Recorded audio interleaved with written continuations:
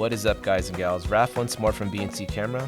Beauty is in the eye of the beholder, and the same goes for the composition of your photographs. There isn't an accurate way anyone should compose their photography. However, there are some industry standards and tips to help your photo shoot become successful. Centered and symmetry.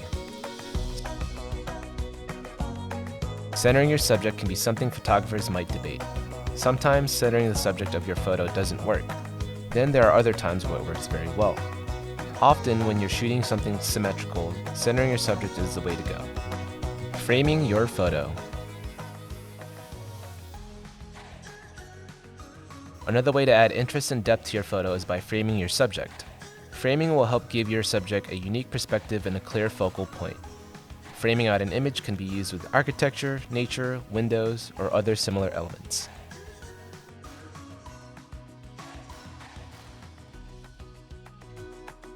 Filling your frame. Filling the frame is similar to framing your photo. This technique brings your subject as close as possible with very little space around it. This composition allows for the main focus on the subject without having your audience's eyes wander to anything else. An example of this can be close-up portraits. Geometric shapes. Geometric shapes like triangles and diagonals help add tension to a photo. Dynamic tension like this doesn't necessarily give your eye a focal point. Instead, it helps draw your eyes to multiple spots in the picture. Doing this helps break up the monotony. Rule of thirds. Remember I had mentioned that centering your subject is debatable? Well, it's because of the rule of thirds. To put it simply, this is when you divide the frame into 9 rectangles, 3 across and 3 down. Most cameras have a setting that enables you to see this grid to help with composition. When using the rule of thirds, avoid putting the subject in the center of the frame. Placing your subject in one of the other rectangles can provide for more eye-catching photographs. The rule of space. When thinking of the rule of space, think about the direction the subject in your photo is facing. An example would be a car that is driving. You should make sure there is more room in the front of the vehicle than behind it.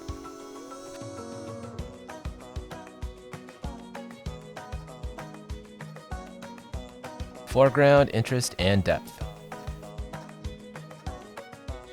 If you want to add depth to your photo, make sure to include foreground interest.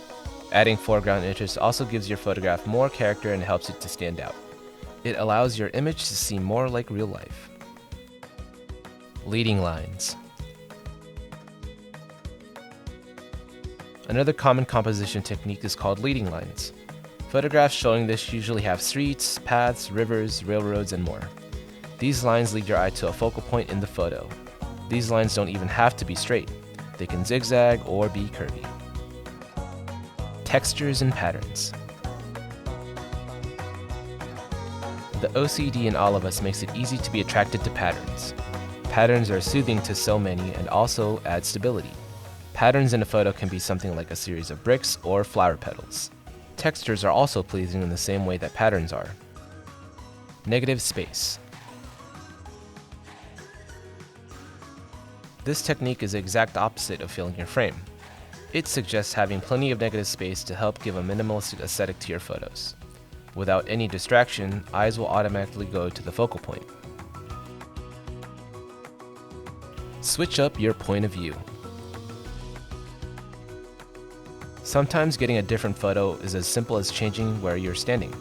Getting low or standing on something to get a high view can create a whole new composition for your photo. Switching up your point of view is another way where you'll need to get creative and get in awkward positions to find a new way to look at a subject. Coordinating colors. Color palettes and certain color combinations make things look more put together and complement each other. When you look at a color wheel, you can see how the colors are arranged. Typically, the colors across from each other on the wheel are said to complement one another well. Think of colors like yellow and black or blue and red. The golden ratio. The golden ratio is another technique similar to the rule of thirds. Instead of using a grid on your camera, you will use a phi grid.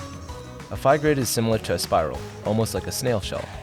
You want the elements in your photo in a flow in this manner. This technique is virtually a combination of the rule of thirds and leading lines.